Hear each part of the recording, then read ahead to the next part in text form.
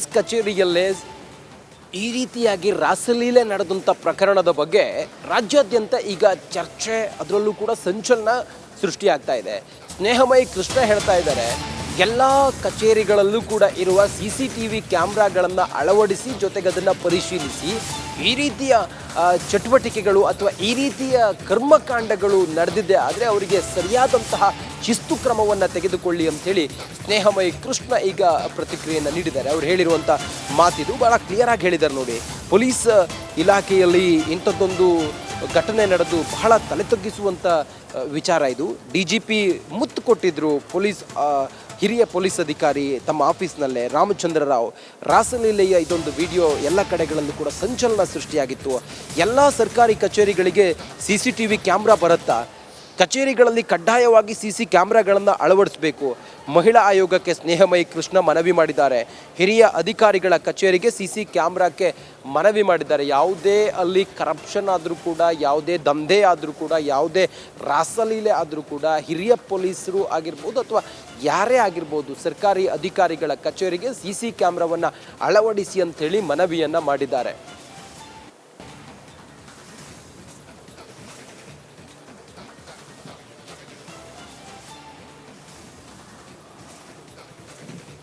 Police ಆಫೀಸ್ನಲ್ಲೇ ಮಹಿಳೆಗೆ DGP ಮುತ್ತು ಕೊಟ್ಟಿರುವಂಥ ಪ್ರಕರಣ ಇದು. ಪೊಲೀಸ್ ಇಲಾಖೆಯ ತಲೆ ತಗ್ಗಿಸುವಂಥ ಘಟನೆ ಆಯ್ತಲ್ಲ, ಅದಾದ ನಂತರ ಅವ್ರನ್ನ ಅಮಾನತು ಕೂಡ ಮಾಡಲಾಯಿತು. ಆದರೆ ಅದೆಲ್ಲದರ ಹೊರತಾಗಿ ಇಂಥದ್ದೊಂದು ಘಟನೆ ಒಬ್ಬರು ಹಿರಿಯ ಪೊಲೀಸ್ ಅಧಿಕಾರಿ, ಹಿರಿಯ IPS ಅಧಿಕಾರಿ ಮಾಡಿದ್ರು ಅನ್ನೋ ವಿಚಾರ ಬಂದಾಗ ಇದು ಒಂದು ರೀತಿಯಲ್ಲಿ ಮುಜುಗರ ತಂದಿಡ್ತು.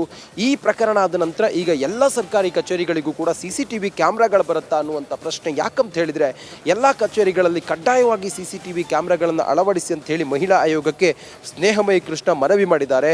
ಹಿರಿಯ ಅಧಿಕಾರಿಗಳ ಕಚೇರಿಗೆ CC ಕ್ಯಾಮ್ರಾಕ್ಕೆ ಮನವಿಯನ್ನು ಮಾಡಿದ್ದಾರೆ ಸ್ನೇಹಮಯಿ ಕೃಷ್ಣ.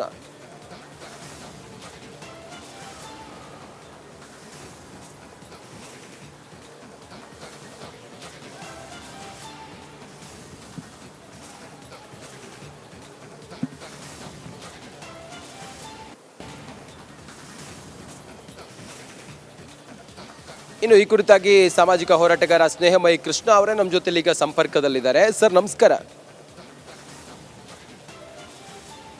ಹಲೋ, ಕೇಳಿಸ್ತಿದ್ಯಾ ಸ್ನೇಹಮಯಿ ಕೃಷ್ಣ ಅವರೇ? ಕೇಳಿಸ್ತಿದ್ಯಾ ಸರ್? ಇದನ್ನ ತಾವು ಹೇಗೆ ನೋಡ್ತಾ ಇದ್ದೀರಿ? ಇಡೀ ಪೊಲೀಸ್ ಇಲಾಖೆಯ ತಲೆ ತಗ್ಗಿಸುವಂತ ಘಟನೆ ಆಗಿದೆ. ನಮ್ಮ ರಾಜ್ಯದ ಪೊಲೀಸರು ಅಂತ ಹೇಳಿದ್ರೆ ಅಂತ ಡೈನಾಮಿಕ್ ಆಫೀಸರ್ಗಳಿದ್ದಾರೆ, ಅವರೆಲ್ಲರಿಗೂ ಕೂಡ ಮುಜುಗರ ತರುವಂತ ಘಟನೆ ನಮ್ಮ ರಾಜ್ಯದಲ್ಲಿ ಒಬ್ರು ಹಿರಿಯ IPS ಅಧಿಕಾರಿ ಮಾಡಿರೋದ್ರಿಂದ ಆಗಿದೆ. ತಾವು ಏನ್ ಹೇಳ್ತೀರಿ ಸರ್? ಇಡೀ ನಾಗರಿಕ ಸಮಾಜ ತಲೆ ತಗ್ಗಿಸುವಂತ ವಿಚಾರ ಇದು. ಇದು ಕೇವಲ ಪೊಲೀಸ್ ಇಲಾಖೆಯಲ್ಲಿ ಅಷ್ಟೇ ಅಲ್ಲ, ಹಲವಾರು ಎಲ್ಲ ಸರ್ಕಾರಿ ಕಚೇರಿಗಳಲ್ಲಿ ಹಿರಿಯ ಅಧಿಕಾರಿಗಳು ಇದೇ ಕೆಲಸವನ್ನು ಮಾಡ್ತಾ ಇದ್ದಾರೆ. ಹಾಗಾಗಿ ಎಲ್ಲಾ ಸರ್ಕಾರಿ ಕಚೇರಿಯಲ್ಲಿ ಕಡ್ಡಾಯವಾಗಿ CC ಕ್ಯಾಮ್ರಾ ಅಳವಡಿಸ್ಬೇಕು ಅಂತ ಹೇಳಿ ನಾನು ಒಂದು ಮನವಿ ಪತ್ರವನ್ನು ಸಲ್ಲಿಸಿದ್ದೀನಿ. ಇದು ಎಲ್ಲಾ ಕಡೆ ನಡೀತಾ ಇದೆ. ಆದ್ರೆ ಹೆಣ್ಮಕ್ಳು ತಮ್ಮ ಮಾನ ಮರ್ಯಾದಕ್ಕೆ ಅಂಜಕ್ಕೋಸ್ಕರ ಮತ್ತೆ ಎಲ್ಲಿ ನಮ್ ಕೆಲ್ಸಕ್ಕೆ ಕೂತ್ ಬರ್ತನ ಕಾಣಕ್ಕೋಸ್ಕರ ಆ ವಿಚಾರನ ಎಲ್ಲೂ ಹೇಳದೆ ಅಥವಾ ದೂರ ಕೊಡದೆ ಇಂಥದ್ದೆಲ್ಲ ಸಹಿಸ್ಕೊಂಡು ಹೋಗ್ತಾ ಇದ್ದಾರೆ. ಇದಕ್ಕೆಲ್ಲ ಕಡಿವಾಣ ಹಾಕ್ಬೇಕು ಅಂದ್ರೆ ಈ CC ಕ್ಯಾಮ್ರಾ ಹಾಕುವಂಥದ್ದು ಕಡ್ಡಾಯವಾಗಿ ಆಗ್ಲೇಬೇಕು.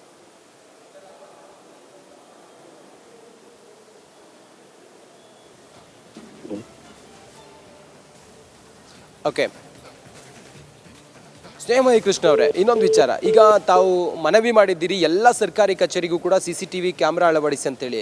ನೋಡಿ, ಇತ್ತೀಚೆಗೆ ನಾವು ಅಬಕಾರಿ ಇಲಾಖೆಯಲ್ಲಿ ಆದಂಥ ಬ್ರಹ್ಮಾಂಡ ಭ್ರಷ್ಟಾಚಾರವೂ ಕೂಡ ನೋಡಿದ್ದೀವಿ, ಹೇಗೆಲ್ಲ ಆಯಿತು ಅಂಥೇಳಿ. ಬಹುಶಃ ಇಂಥದ್ದೊಂದೇನಾದರೂ ಇಂಪ್ಲಿಮೆಂಟ್ ಆಯಿತು ಅಂತೇಳಿ ಹೇಳಿದರೆ ಬಹುಶಃ ಈ ರೀತಿ ಕರಪ್ಷನ್ ಆಗಿರ್ಬೋದು ಅಥವಾ ಈ ರೀತಿ ರಾಸಲೀಲೆಗಳು, ಕರ್ಮಕಾಂಡಗಳು ಮತ್ತೊಂದು ಮಗದೊಂದು ಸ್ವಲ್ಪ ತಗ್ಗಬಹುದು ಅಂಥೇಳಿ ತಮಗೆ ಅನಿಸುತ್ತಾ?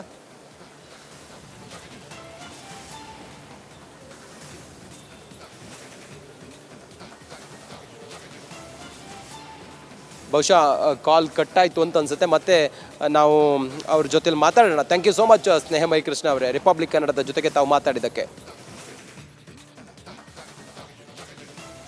ಪೊಲೀಸ್ ಕಚೇರಿಯಲ್ಲೇ ಈ ರೀತಿಯಾಗಿ ರಾಸಲೀಲೆ ನಡೆದಂಥ ಪ್ರಕರಣದ ಬಗ್ಗೆ ರಾಜ್ಯಾದ್ಯಂತ ಈಗ ಚರ್ಚೆ, ಅದರಲ್ಲೂ ಕೂಡ ಸಂಚಲನ ಸೃಷ್ಟಿಯಾಗ್ತಾ ಇದೆ.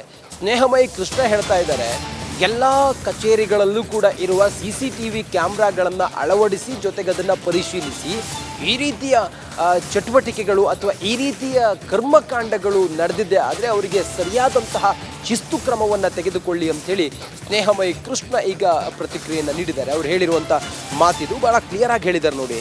ಪೊಲೀಸ್ ಇಲಾಖೆಯಲ್ಲಿ ಇಂಥದ್ದೊಂದು ಘಟನೆ ನಡೆದು ಬಹಳ ತಲೆ ತಗ್ಗಿಸುವಂಥ ವಿಚಾರ ಇದು. DGP ಮುತ್ತು ಕೊಟ್ಟಿದ್ರು ಹಿರಿಯ ಪೊಲೀಸ್ ಅಧಿಕಾರಿ ತಮ್ಮ ಆಫೀಸ್ನಲ್ಲೇ ರಾಮಚಂದ್ರ ರಾವ್.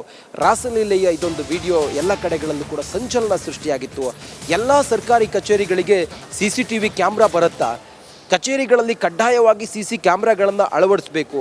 ಮಹಿಳಾ ಆಯೋಗಕ್ಕೆ ಸ್ನೇಹಮಯಿ ಕೃಷ್ಣ ಮನವಿ ಮಾಡಿದ್ದಾರೆ.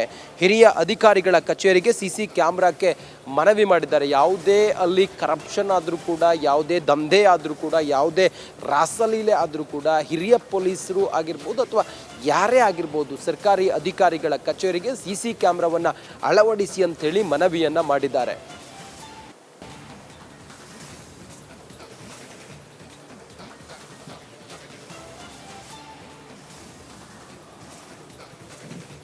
ಪೊಲೀಸ್ ಆಫೀಸ್ನಲ್ಲೇ ಮಹಿಳೆಗೆ DGP ಮುತ್ತು ಕೊಟ್ಟಿರುವಂಥ ಪ್ರಕರಣ ಇದು. ಪೊಲೀಸ್ ಇಲಾಖೆಯ ತಲೆ ತಗ್ಗಿಸುವಂಥ ಘಟನೆ ಆಯ್ತಲ್ಲ, ಅದಾದ ನಂತರ ಅವ್ರನ್ನ ಅಮಾನತು ಕೂಡ ಮಾಡಲಾಯಿತು. ಆದರೆ ಅದೆಲ್ಲದರ ಹೊರತಾಗಿ ಇಂಥದ್ದೊಂದು ಘಟನೆ ಒಬ್ಬರು ಹಿರಿಯ ಪೊಲೀಸ್ ಅಧಿಕಾರಿ, ಹಿರಿಯ IPS ಅಧಿಕಾರಿ ಮಾಡಿದ್ರು ಅನ್ನೋ ವಿಚಾರ ಬಂದಾಗ ಇದು ಒಂದು ರೀತಿಯಲ್ಲಿ ಮುಜುಗರ ತಂದಿಡ್ತು. ಈ ಪ್ರಕರಣ ಆದ ನಂತರ ಈಗ ಎಲ್ಲ ಸರ್ಕಾರಿ ಕಚೇರಿಗಳಿಗೂ ಕೂಡ CCTV ಕ್ಯಾಮ್ರಾಗಳು ಬರುತ್ತಾ ಅನ್ನುವಂಥ ಪ್ರಶ್ನೆ. ಯಾಕಂತ ಹೇಳಿದರೆ ಎಲ್ಲ ಕಚೇರಿಗಳಲ್ಲಿ ಕಡ್ಡಾಯವಾಗಿ CCTV ಕ್ಯಾಮ್ರಾಗಳನ್ನು ಅಳವಡಿಸಿ ಅಂತ ಹೇಳಿ ಮಹಿಳಾ ಆಯೋಗಕ್ಕೆ ಸ್ನೇಹಮಯಿ ಕೃಷ್ಣ ಮನವಿ ಮಾಡಿದ್ದಾರೆ. ಹಿರಿಯ ಅಧಿಕಾರಿಗಳ ಕಚೇರಿಗೆ CC ಕ್ಯಾಮ್ರಾಕ್ಕೆ ಮನವಿಯನ್ನು ಮಾಡಿದ್ದಾರೆ ಸ್ನೇಹಮಯಿ ಕೃಷ್ಣ.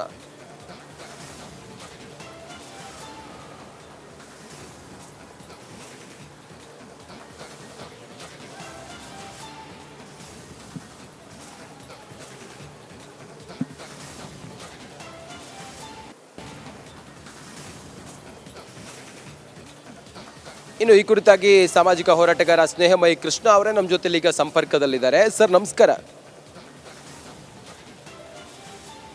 ಹಲೋ, ಕೇಳಿಸ್ತಿದ್ಯಾ ಸ್ನೇಹಮಯಿ ಕೃಷ್ಣ ಅವರೇ? ಕೇಳಿಸ್ತಿದ್ಯಾ ಸರ್? ಕೇಳಿಸ್ತಿದೆ.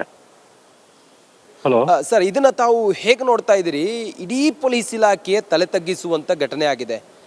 ನಮ್ಮ ರಾಜ್ಯದ ಪೊಲೀಸರು ಅಂತ ಹೇಳಿದ್ರೆ ಅಂತ ಡೈನಾಮಿಕ್ ಆಫೀಸರ್ಗಳಿದ್ದಾರೆ, ಅವರೆಲ್ಲರಿಗೂ ಕೂಡ ಮುಜುಗರ ತರುವಂತ ಘಟನೆ ನಮ್ಮ ರಾಜ್ಯದಲ್ಲಿ ಒಬ್ರು ಹಿರಿಯ IPS ಅಧಿಕಾರಿ ಮಾಡಿರೋದ್ರಿಂದ ಆಗಿದೆ.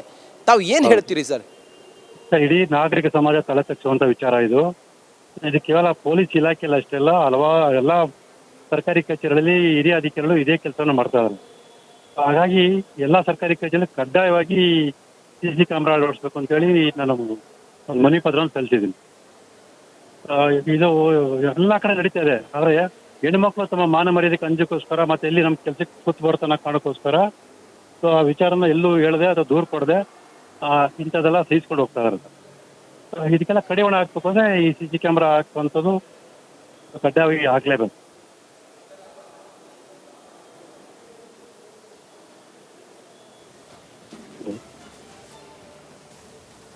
ಓಕೆ, ಸ್ನೇಹಮಯಿ ಕೃಷ್ಣ ಅವರೇ, ಇನ್ನೊಂದು ವಿಚಾರ. ಈಗ ತಾವು ಮನವಿ ಮಾಡಿದ್ದೀರಿ ಎಲ್ಲ ಸರ್ಕಾರಿ ಕಚೇರಿಗೂ ಕೂಡ CCTV ಕ್ಯಾಮ್ರಾ ಅಳವಡಿಸಿ ಅಂತೇಳಿ.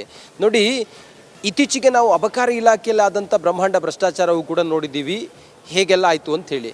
ಬಹುಶಃ ಇಂಥದ್ದೊಂದೇನಾದರೂ ಇಂಪ್ಲಿಮೆಂಟ್ ಆಯಿತು ಅಂತೇಳಿ ಹೇಳಿದರೆ ಬಹುಶಃ ಈ ರೀತಿ ಕರಪ್ಷನ್ ಆಗಿರ್ಬೋದು ಅಥವಾ ಈ ರೀತಿ ರಾಸಲೀಲೆಗಳು, ಕರ್ಮಕಾಂಡಗಳು ಮತ್ತೊಂದು ಮಗದೊಂದು ಸ್ವಲ್ಪ ತಗ್ಗಬಹುದು ಅಂಥೇಳಿ ತಮಗೆ ಅನಿಸುತ್ತಾ?